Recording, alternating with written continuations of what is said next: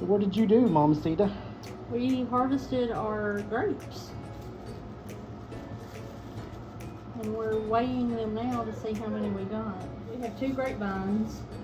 And we got about a pound off of one, so I was a little disappointed.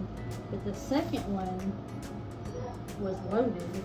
So we were trying to guess how many there might be, or how many pounds it might be.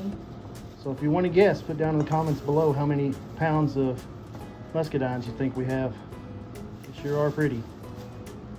There probably been more, but I've been eating them the last week. From there. Have you been eating them? Yes. Eating a few myself. Pretty sure the squirrels have gotten quite a few, especially off that one vine, Yeah. because it was loaded too. So unless you've eaten a couple pounds of grapes. No, not that many. So how many did I say? How many did I guess? 5 pounds? Is that what you said? I said 4 pounds. You said 4 pounds? I said 3.2. You said 3.2? Yeah. You want to know how many? We're fixing to show them. So if you haven't guessed, go ahead and guess down there, y'all. Here it comes. Here comes the final. Oh, you get any more? A few more. Come on now, no cheating. I'm not cheating. Okay, that's it. Drum roll, please. So we ended up with 4 pounds, 0.9 ounces. That is a bunch. What are we gonna do with them? We're gonna make jelly. We're gonna make scuppernongjelly. Scuppernongjelly. Oh, that's funny to say. Say it again. We're gonna make scuppernongjelly. I just like saying Scuppernong. I have 3 cups of our muscadine juice, and I'm gonna add in the pectin. And we're gonna bring this to a rolling boil, and then we'll add our sugar. You see the white foam that's starting to form? Yeah. We're gonna add in a little pat of butter, and that helps control that foam. And so we're at a rolling boil. A rolling boil means that you can't stir it down. And we're gonna add our sugar.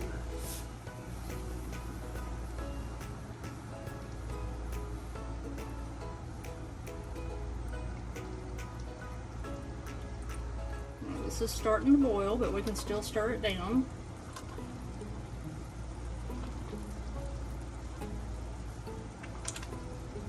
Once it starts to roll and boil, we'll let it roll for about 1 full minute. So that would be a rolling boil. This is a rolling boil. You see I'm stirring and it's still boiling. And do you want to make sure you're continuously stirring when it's at this stage? You want to sit with it so that it doesn't scorch, for one, but for two, when it's at a rolling boil that can't be stirred down, if your pot is not big enough, it will roll up and out of your pot. Oh, So okay. it's safe to, stay pretty close.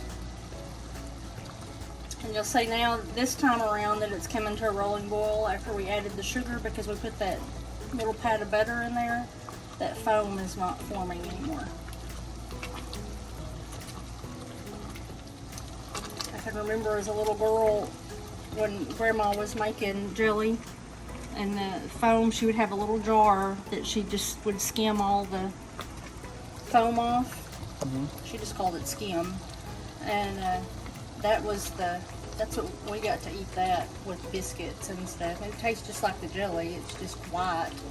That's cool. From the foam, or like in this case it would be pink, if, core memory unlocked.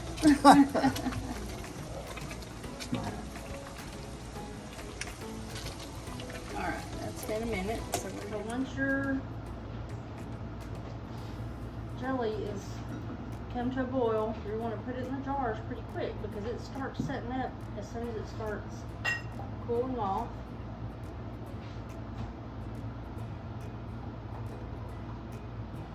Now, if you did not want to use pectin, it's like store-bought pectin, you can just do sugar and the fruit, or the juice, and cook it down until it thickens. And what you'll do is you'll cook it, you'll need a candy thermometer, and you'll cook it till it gets to 220 degrees once you've added your sugar. And it will get to this same consistency. You have to be patient and just let it cook. And you can thicken your jams and jellies with the natural pectin. You can use apple juice in low pectin rendering fruits. If you want. I had a lot of projects today, so I didn't want to wait, but we did use the low sugar variety pectin. And if you noticed in the background, I have my pressure canner. We are not going to pressure can these. We are only going to water bath, but because I'm going to use my pressure canner here in just a little bit, I just went ahead and we're going to use it as a water bath for these, and then we'll use it for pressure canning our other projects. And how do you use that as a water bath, or if it's not? I mean, you just don't put the lid on tight like you do for a pressure canner. I just usually just kind of set it on there loosely, and then just can that way. Do the water bath canning that way. Alright, we are down to the last little bit. Looks like we're going to get 6 jars exactly, which is what the recipe said it would do. So I measured pretty good this time. good job. Might have a little bit left over for tasting. That's always good. Might have to make some biscuits just to taste our jelly. Alright, so we're going to use a little bit of vinegar to wipe our rims and make sure there's none of that sugar on top that would keep it from sealing. So you just want to remember that the contents of the jars is hot and it is sugar. Therefore, if it touches your skin, it's going to stick and it's going to burn. So be very careful.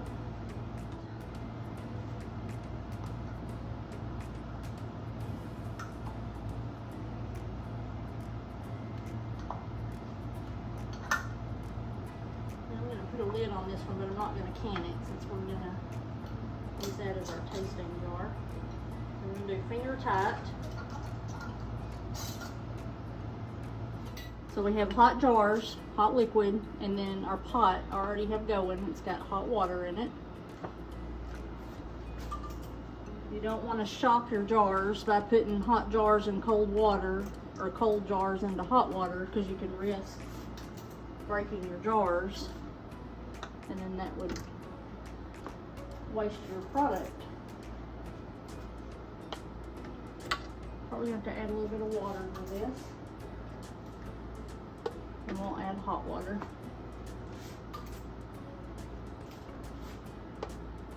Alright.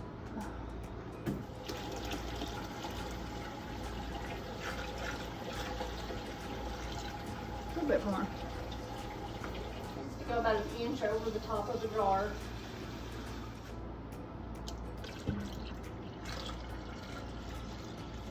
There we go. And then we're just going to loosely set our top and listen for it to boil. And then once it comes to boil, they'll process for 15 minutes. Come taste it.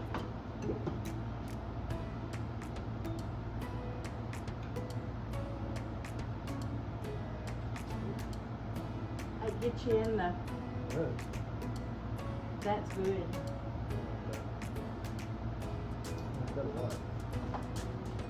This is still warm, and it's already set up. That's good. So there you go.